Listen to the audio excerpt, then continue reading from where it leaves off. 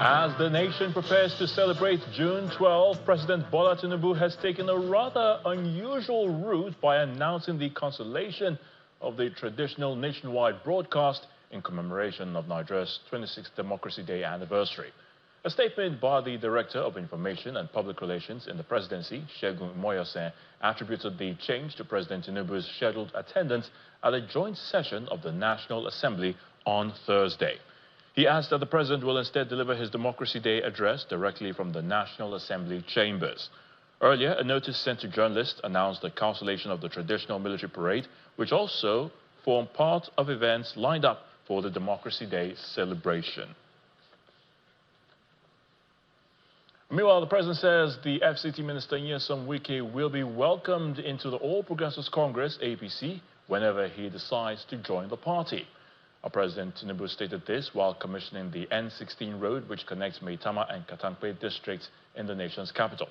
The president maintains that his administration will continue to serve Nigerians regardless of politics. Our correspondent, Kubi Abuluade, reports. It's yet another project commissioning by the Federal Capital Territory Administration, and this time, it's the newly constructed N16 road, which links Maitama and Katankwe districts, as well as other adjoining districts. President Bola Tinubu arrives the venue and is welcomed by the FCT Minister and the Minister of State, as well as other invited guests.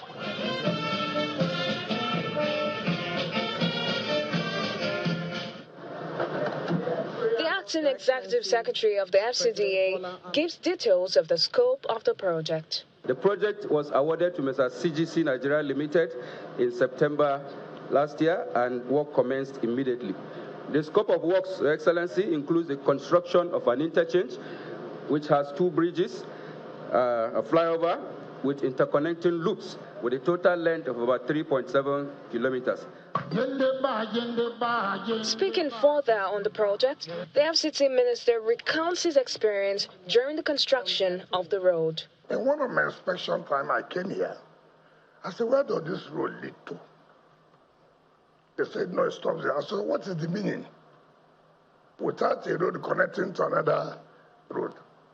They saw that the village, they are giving problem. I said, why would they give problem? They don't want development. I said, look, I don't want anything that will stop the construction of this road. And when they were paid, they not only paid, I made sure that they were giving other areas to go and live. So, Mr. President, we want to thank you that we are part of this, what is going on, the revolution that is going on. Yeah, good work and skilled coalition. I was thinking that truly that coalition. On the president's part, he commends the FCT minister's intervention and reaffirms his administration's commitment to serve Nigerians regardless of dissenting voices of naysayers. There's no way industrialization will flourish without good roads. And we will continue to build. We will continue to serve the people. No matter how much the naysayers pursue their politics. He also extended a hand to the FCT minister to join the All Progressives Congress. We have somebody in Nyesom Wike. He's not a member of my party. Not yet. But the day he changes his mind and registered with Progressive, we will welcome him because we will enjoy him in singing.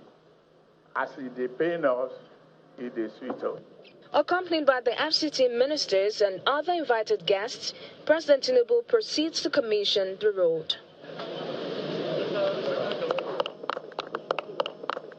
The official commissioning of this N16 road has just come to a close. But beyond politics, President Bola Tinubu has reiterated his administration's commitment to promoting urban development with a message to residents to make good use of the infrastructure.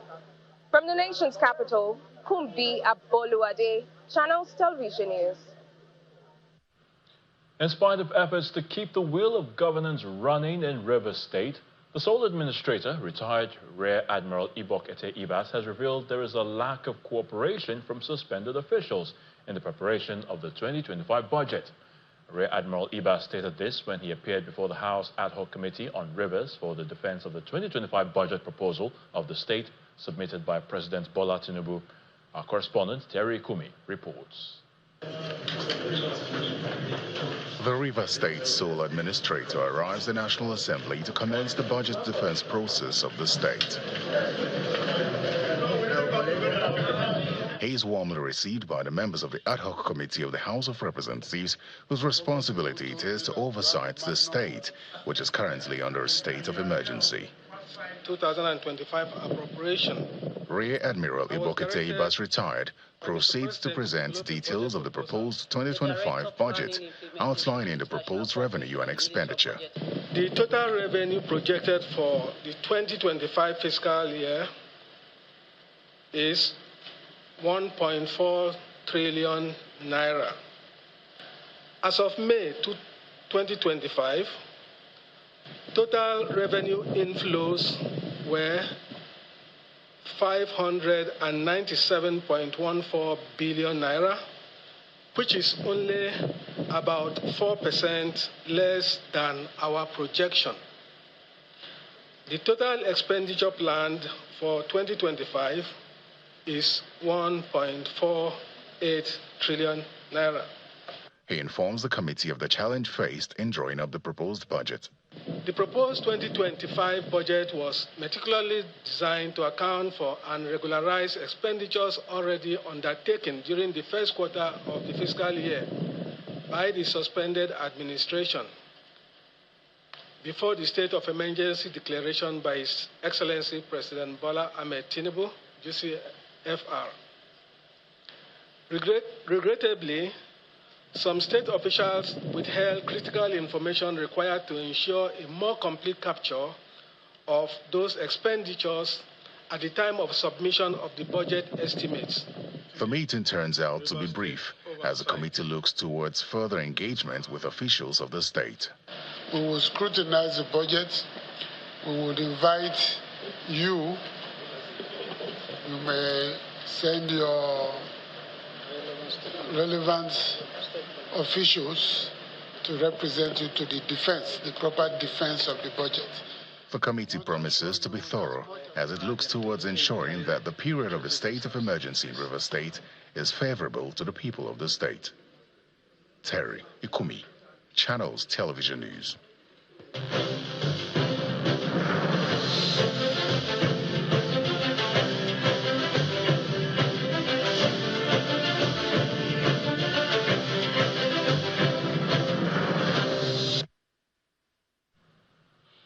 Indeed, in just a few hours, it will be June the 12th, a day set aside to celebrate Nigeria's Democracy Day.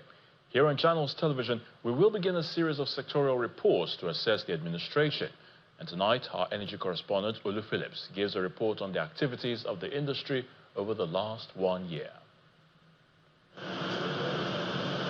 Any possible changes made, policy shifts crafted, executive order pronounced, or ambitious contemplations conceived regarding the energy sector in Nigeria under the present administration can be worked back to that inaugural day pronouncement on May 29, 2023. The first subsidy is gone. Of course, the country reacted, but in the same breath, and amidst the immediate and ongoing economic consequences on citizens and businesses, transport costs and inflation, the federal government pointed to an alternative, compressed natural gas as a fuel of choice. But how has that fared so far on the parts of those driving the initiative for penetration versus the reality of things, which includes low patronage, limited refill outlets or daughter stations, the myth and the concerns? When we took off, we only had 4,000 vehicles that were running on CNG, primarily in Edo State, in Benin, that had been the beneficiary of the 2017 NNPC pilot. And in the last year, we've been able to raise that to almost 50,000. The Nigerian oil and gas sector runs basically on the transmission process of upstream, midstream, and downstream. Looking over the last 2 years, the president has, through some executive orders, attempted to create seismic shifts to the sector. Off the back of the presidential initiative on CNG came 3 executive orders: introduction of fiscal incentives for non-associated gas, midstream and deep water developments, streamlining of contracting process to compress the contracting cycle to 6 months, and the application of local content requirements without hindering investment or the cost competitiveness. A move the promoters say unlocked $500 million in 2024. However, on the impact side of things, these interventions have been judged differently. The yet to be attained ambitious 2 million barrels daily production and the droves of investment in gas molecules development are high on the list. Of course, we're still struggling with appropriate gas pricing. This is key because of that higher plan that we have. Unless and until we're able to modulate gas pricing, we're not going to have a kind of an optimum supply in terms of electricity. And that's not going to be too good for the country. Celebrating the feat of African private sector champions like Seplat Oando and Renaissance, Olufunhai, senior assistant to the president on energy, challenged the sector to brace up for the impact of the administration's masterstrokes. Local content is not a destination. It is a pathway. What matters is not just policy, but performance. Every dollar invested must translate into jobs. Every project must translate into prosperity. The value must stay here, in our communities, in our companies, in the hands of our people. We must stop exporting our potential and start industrializing it. Into the electricity space, Nigeria is still struggling to pass the electricity class test. While all the documents appear up to date, only 50% of the population has access to electricity via the national grid. Of the 14,000 generating capacity currently, only an average of 4,800 megawatts is served to both homes and businesses in Nigeria. Even the presidential villa is looking to alternative power.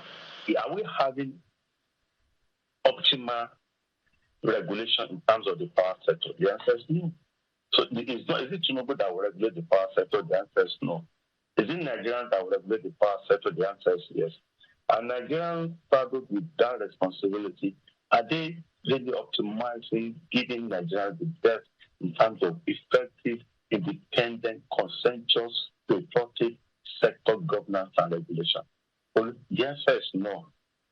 That notwithstanding, there's been some government interventions which include the rollout of smart meters expected to end estimated billings for 7 million households under the presidential metering initiative, the increase in Band A tariff in 2024, now covering approximately 65% of actual cost of supplying electricity, the settlement of legacy power debt, the reduction of cost for alternative power generation through a range of fiscal incentives, including VAT and custom duty waivers, and targeted electricity subsidies. In the Nigerian Power Sector Performance Update, a document to mark 100 days in office for the year 2025, the Minister of Power concluded with these complaints: 4 trillion naira unpaid generation company debts through tariff shortfall, rampant vandalism, power theft and unpaid bills, resistance to tariff review, and poor investment by operators. With all that, it does appear the flight has yet again been delayed further owing to operational reasons. Olu Phillips, Channels Television News.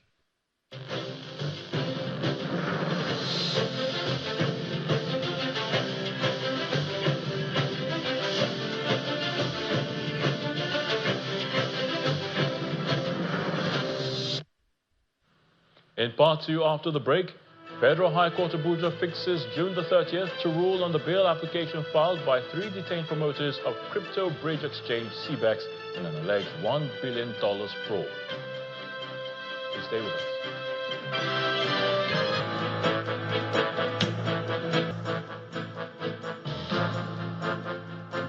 Welcome back. If you've just joined us, you're watching the news at 10 on Channels Television, broadcasting live from Lagos. A reminder of our top stories.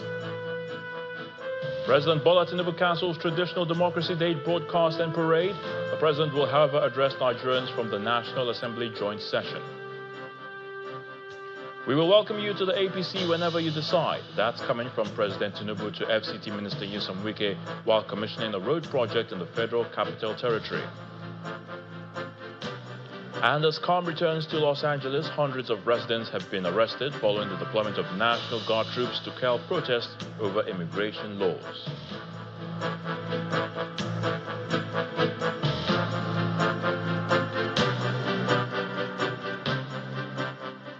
To the courts now. Justice Obiora Egwatu of the Federal High Court in Abuja has dismissed the no-case submission filed by the former registrar of the Joint Admissions and Matriculations Board, JAMB, Mr. Dibu Ojerinde. Mr. Ojerinde was arraigned by the Independent Corrupt Practices and Other Related Offences Commission, ICPC, in July 2021 and is standing trial on an 18-count charge over an alleged 5.2 billion naira fraud. A ruling on the no-case submission filed by the defendant, Justice Egwatu, held that the witnesses presented by the ICPC have been able to establish elements of the offence against Mr. Ojerinde that require him to enter a defence. It thereby ruled that the no-case submission failed and was dismissed. Justice Egwatu further ordered Mr. Dibu Ojerinde to enter his defence and adjourned the matter to July the 16th this year. Staying with the courts, Justice Emeka Nwite of the Federal High Court, Abuja, has fixed June the 30th for ruling of the bail application filed by 3 detained promoters of the crypto bridge exchange CBEX in the alleged over $1 billion fraud.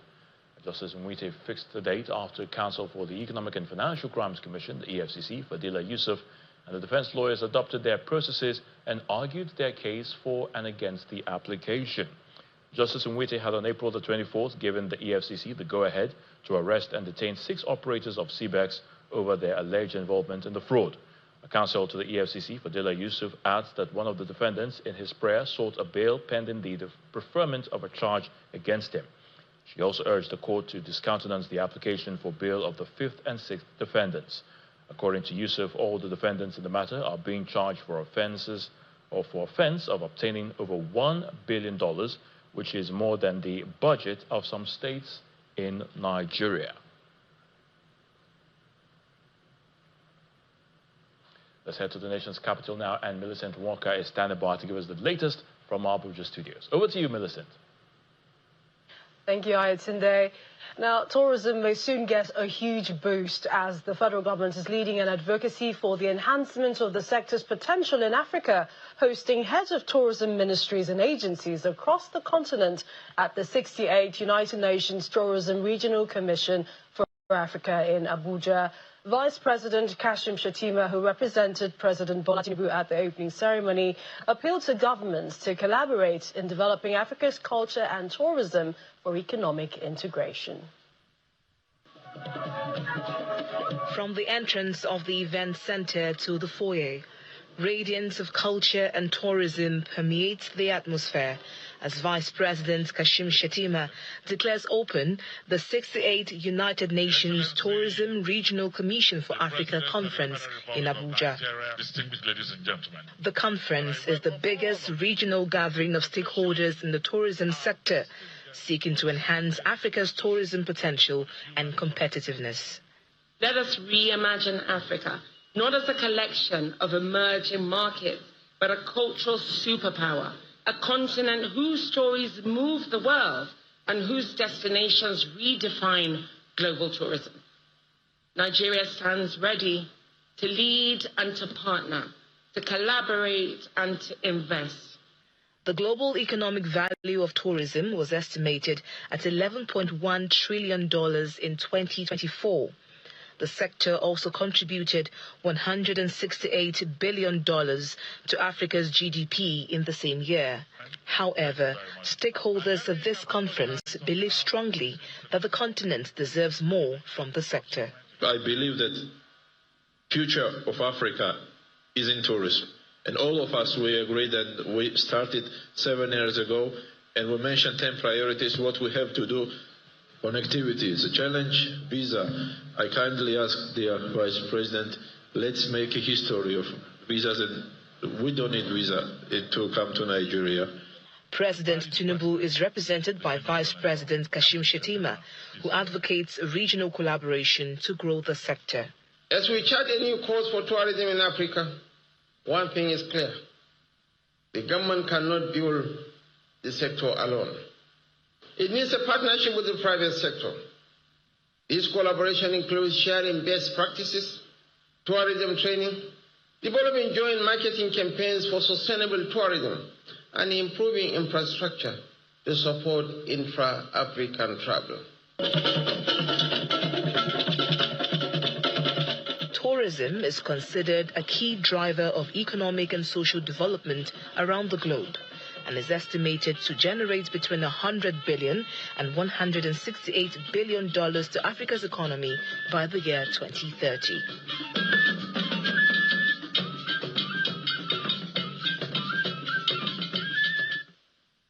And one of the tourism destinations in Nigeria, Taraba State, Governor Abu Kefes has flagged off the distribution of free fertilizers to farmers for the 2025 farming season. The governor also launched the distribution of electricity transformers to address poor power supply, even as he flagged off the distribution of medical equipment and drugs to health facilities in the state. The exercises are part of activities to mark his second year in office. The flag-off of the distribution of fertilizers to farmers in Taraba State for the 2025 wet farming season is the fourth of its kind since the inception of the administration of Governor Abu Kefes. The administration considers the flag-off as part of efforts to enhance food security, fight unemployment and poverty through agriculture. Efforts to address agriculture in the state has significantly increased crop production from 843,000 metric tons to 1.7 million metric tons. We have in our warehouses stockpile of assorted fertilizers, which will be distributed after this occasion to farmers, especially farmers' cooperative groups. This is how we are going to approach it. We are going to be targeting these farmer cooperative groups in our wards and our local government. The main objective of this exercise today is to support smallholder farmers, increase crop yields, and enhance food security. I therefore urge our farmers to utilize these fertilizers effectively and follow best agronomic practices so as to achieve optimal yield. You cannot continue with the hope and be able to eat and be rich and be prosperous. And therefore I advise, and the government has accepted, we are going to change the whole for a better one. There is nobody that is above change. For Governor Abu Kefes, the distribution exercise is aimed at supporting farmers, strengthening food security and resilience in a bid to make this year's wet farming season one of the best in the history of the state. There is no other better time than now. So with this flag off, we are going to distribute free fertilizers to farmers across the 16 local governments. The governor also flagged off the distribution of electricity transformers to address erratic power supply and also launched the distribution of medical equipment and consumables to all health facilities across the state. Still ahead on the news at 10, Central Bank of Nigeria denies extending deadline for recapitalization of Judicial operators after its expiration on June the 3rd. That's on Business News. To join us again.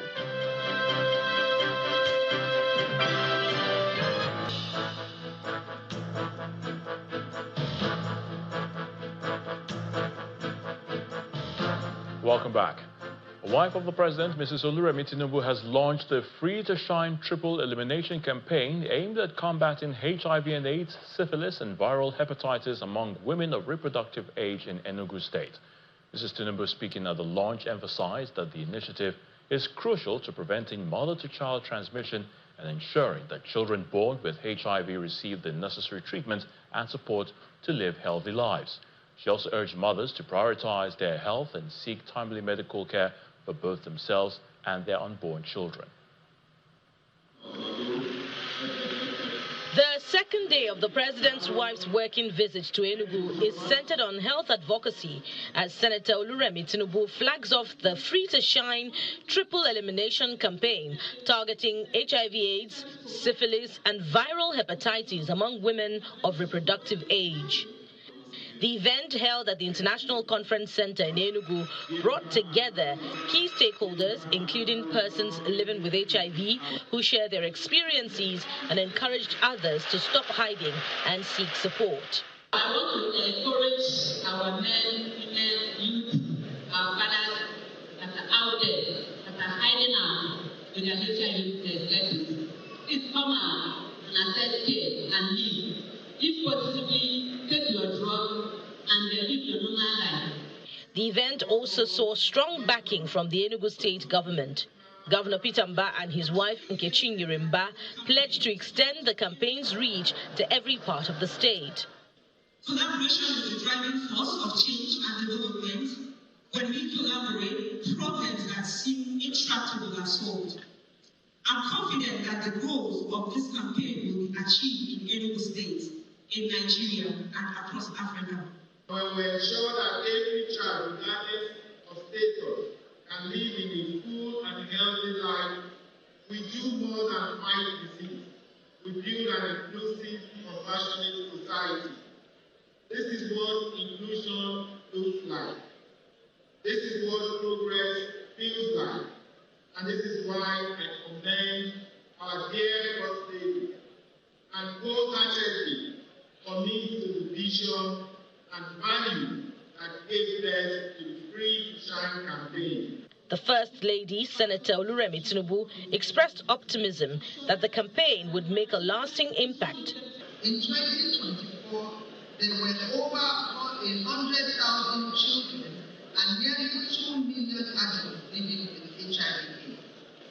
Also, it is reported that most infants born to HIV-positive mothers are not tested within the first 2 months of birth, likely due to the fact that the mothers are not aware or they are ignorant of the consequences of their inaction.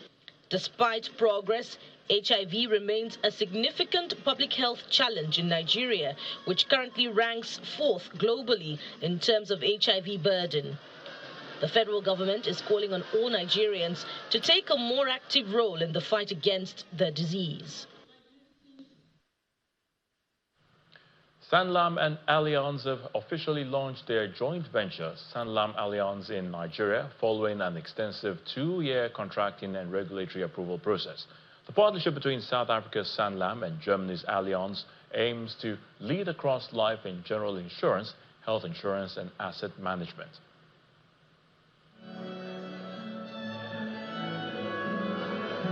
It's the beginning of a new era in Nigeria's insurance industry, as Sanlam and Allianz, 2 prominent players in global and African insurance and financial services, complete the merger of their operations in Nigeria. This denies to launch their joint venture under the banner Sanlam Allianz. We will be unveiling a truly global leader.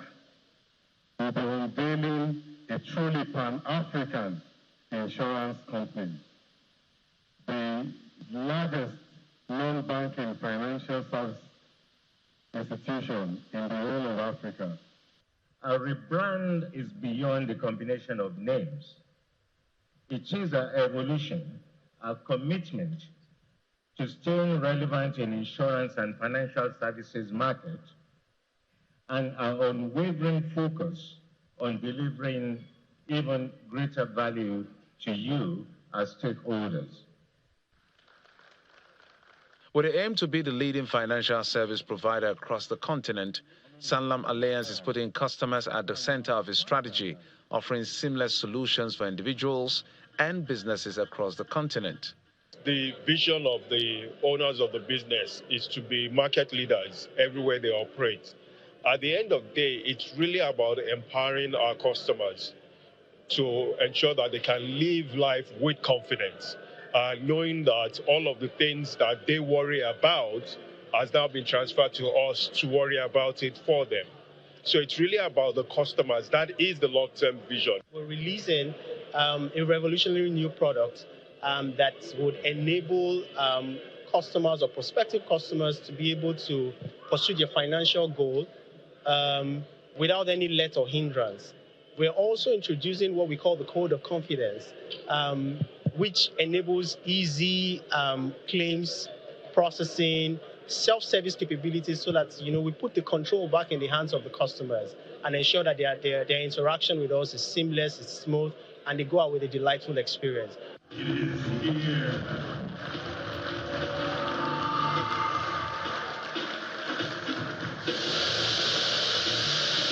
In line with its Pan-African expansion strategy, Sanlam Alliance is already present in 27 African countries, including Ghana, Rwanda, and other key markets. The unification was designed to unlock long-term growth in Africa. Time now for some business news with Dominic Iwiwo.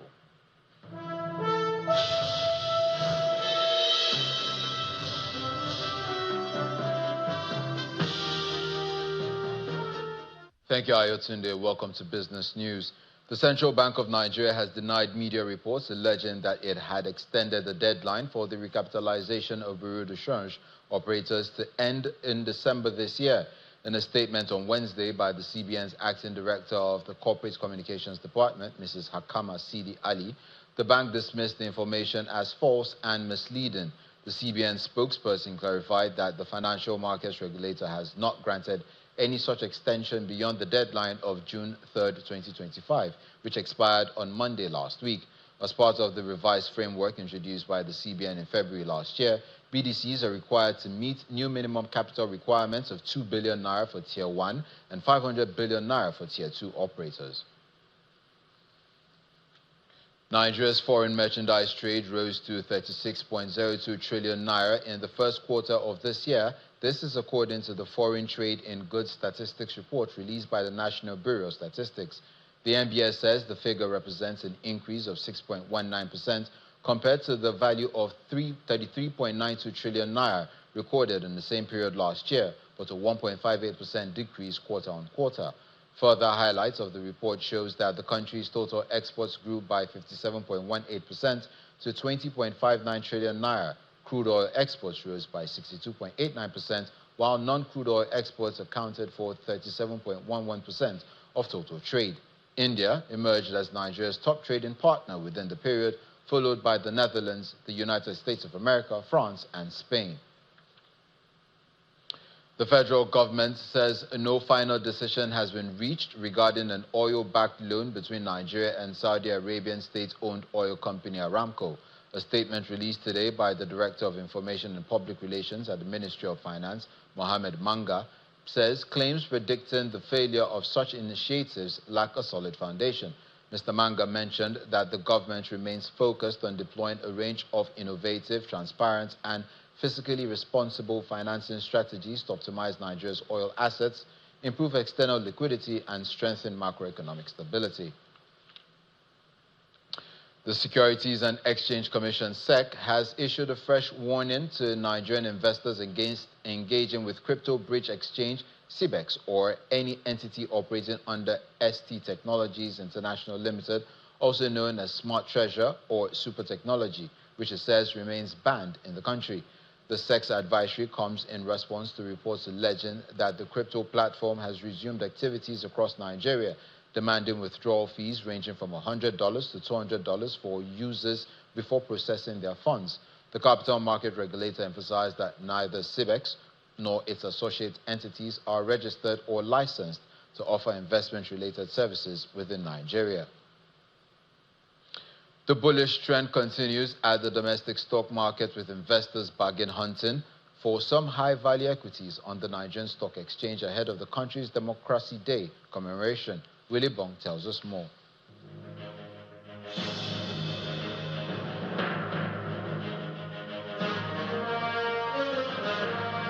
Welcome to the Stock Market Report. The NGX traded today with positive sentiments, let's say, as the index closed up 0.56%, and this was driven largely by gains in Dangote Cement.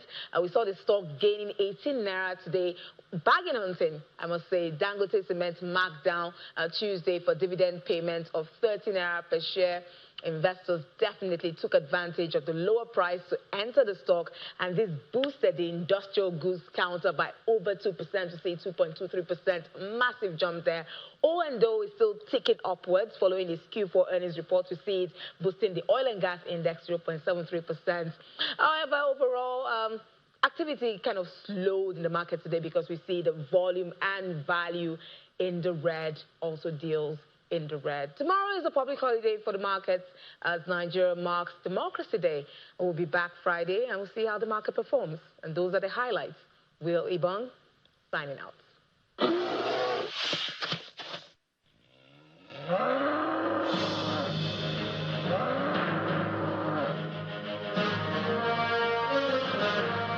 Now let's see what the closing performance of other major global equities was for today.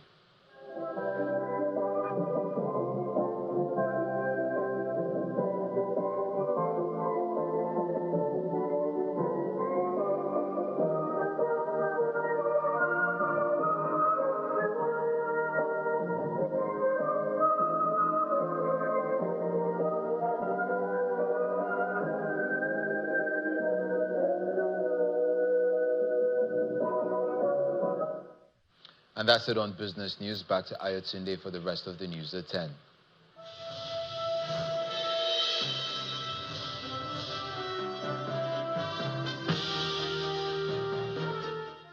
Thank you, Dominic. An uneasy calm has descended over Los Angeles after the first night of a curfew lifted on Wednesday, as cities across the U.S. brace for more protests. In Los Angeles, nearly 400 people have so far been arrested, including 330 undocumented migrants and 157 people arrested for assault and obstruction, including one for the attempted murder of a police officer. Federal prosecutors have so far charged 2 men for throwing Molotov cocktails at police officers in 2 separate incidents. Here's Simon Pius with more international news and around the world in 5 from our London studios. Good evening and welcome to the Channel studios here in London with your international news around the world in 5. Austria has held a minute's silence for 10 people killed in a school shooting after thousands gathered for a candlelight vigil for the victims on Tuesday evening. Police said the 21-year-old suspect, a former student, took his own life in a school bathroom shortly after the gun attack in Graz, the deadliest in the country's recent history. In a statement, police said they found a farewell letter during a search of the suspect's home. Authorities have not confirmed the gunman's motive. The incident, which left a further 12 people injured, took place at Dreierschützengasse Secondary School in the northwest of the city. Los Angeles police say they're conducting mass arrests after Mayor Karen Bass declared a curfew for parts of downtown LA. Bass imposed the curfew in response to looting and violence during protests against immigration raids. Meanwhile, in Texas, the governor has deployed the National Guard ahead of planned protests. Demonstrations have spread to other cities in the U.S. with multiple arrests in New York. A minibus carrying schoolchildren has been swept away by heavy flooding in South Africa. A total of 8 bodies, including that of the bus driver, have so far been recovered. South Africa has been hit by heavy snow, rains and gale-force winds that have claimed the lives of a further 5 people in a road accident and have left nearly 500,000 homes without electricity. The US and China say they have agreed in principle to a framework for de-escalating trade tensions between the world's 2 biggest economies. The US Commerce Secretary Howard Lutnick said the deal should result in restrictions on rare earth minerals and magnets being resolved. Both sides said they would now take their plan to the presidents, Donald Trump and Xi Jinping, for approval. The announcement came after 2 days of negotiations in London between top officials from Beijing and Washington. At least 7 people have died in a wave of bomb and gun attacks in southwestern Colombia. 2 police officers were said to be among those killed in the attacks, which targeted Cali, the country's 3rd largest city, and several nearby towns. Car bombs, motorcycle bombs, rifle fire, and suspected drone attacks were reportedly used. The Colombian Ministry of Defense said 19 attacks had taken place. Police stations, municipal buildings, and civilian targets were hit as an escalating security crisis grips the country. The UK Chancellor has announced spending on the NHS will rise by 3% a year after inflation. That's more than expected. Rightly expect us to have control of who comes into our country. In her spending review, Rachel Reeves also said £39 billion would go to social and affordable housing. In her statement, she said she's rejecting austerity and confirmed total departmental spending will grow by 2.3% over inflation per year. To back the doctors and nurses that we rely on, and to make sure that the NHS is there whenever we need it. I am proud to announce today that this Labour government is making a record cash investment in our National Health Service, increasing real terms day-to-day spending by 3% per year for every single year of this spending review. An extra £29 billion per year for the day-to-day running of our health service. Mr. Speaker, that is what the British people voted for, and that is what we will deliver. This spending review is not worth the paper that it is written on. Because the Chancellor has completely lost control. This is the spend now, tax later review. Because the Right Honourable Lady knows she will need to come back here in the autumn with yet more taxes. And a cruel summer of speculation awaits. And a TV advert for the chocolate bar Twix has been banned for encouraging unsafe driving. The advert shows a man with flowing hair involved in a car chase and crash that results in his and an identical caramel-coloured car sandwich on top of each other, like a Twix. The watchdog, the Advertising Standards Authority, ruled the ad must not appear again in its current form because it condones unsafe driving. And that's your international news around the world in 5. Now back to the Channel studios in Lagos.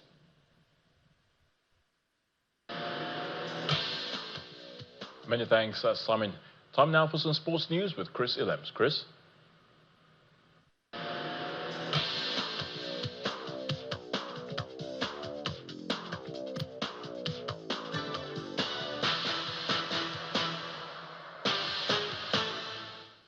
Thank you, Ayo. Welcome to Sports News. Nigeria Fencing Federation has named sensation Nkosi Brow and US-based Peluola Akimbamiro in the country's team for the African Championships. Other fencers are Wisdom Okolawo and Adipodunri Thomas. The fencers have expressed excitement and pride over the upcoming tournament. On the scale, I think I'll be an 8. I feel like after the camps and the practice, I feel like I'll be a 10 because I refreshed my memory, had some more practice, and I think I'll be ready to go to the tournament. I think it really helped me. It helped me like with my lunges, my own body itself, and exercises. I think the training and preparation has been really good. I'm a bit confident seeing my training level, and my coaches have told me I've made continuous improvements. And then they brought in a new Italian coach, and I think it's going to be a good experience for me, learning from different people. And then seeing he has also trained Olympic champions, it means he has some sort of experience for over years. This is massive for us because those experienced coaches are now coming into Nigeria to be able to teach us. So mostly to become fencing masters in fencing is the same with any other sport. You need a lot of experience. And Manchester City have announced the signing of Tijani Reinders from AC Milan on a 5-year deal for a fee of $62.4 million. Reinders is Manchester City's 4th summer signing, with Ryan Aït-Nouri, Ryan Cechny and Marcos Bettinelli having also joined Pep Guardiola's side.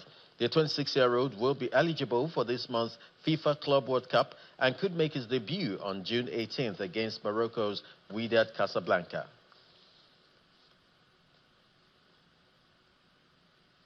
And in tennis, Ben Shelton begins his grass court campaign on a winning note in Stuttgart. The American won against French.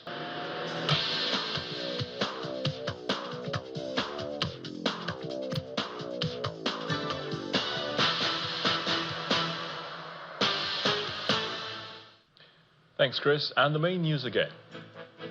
President Bola Tinubu has cancelled the traditional Democracy Day broadcast and parade. A statement from the presidency said the president will instead address Nigerians from the National Assembly joint session. Also today, President Tinubu told the FCT Minister Nyesom Wike that he will be welcomed into the ruling All Progressives Congress whenever he decides to join. The president was speaking during the commissioning of a road project in the FCT. And as calm returns to Los Angeles, hundreds of residents have been arrested following the deployment of National Guard troops to quell protests over immigration laws.